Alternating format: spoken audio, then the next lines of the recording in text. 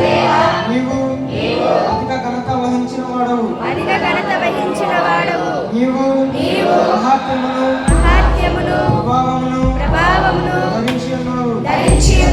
వస్త్రము వలె వెలుగును నీవు కప్పుకొని ఉన్నావు.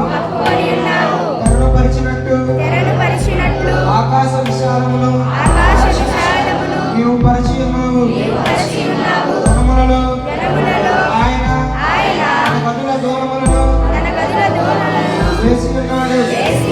మేఘములను తనకు వాహనముగా చేసుకొని గాలి రెక్కల మీద గమనము చేయుచున్నాడు. వాయువులను తనకు దూతలుగాను అగ్ని జ్వాలలను తనకు పరిచారకులుగాను ఆయన చేసుకొని ఉన్నాడు. భూమి ఎన్నటికీ కదలకుండునట్లు ఆయన దానిని పునాదుల మీద స్థిరపరచెను. దాని మీద అగాధ జలములను నీవు వస్త్రము వలె కప్పితివి.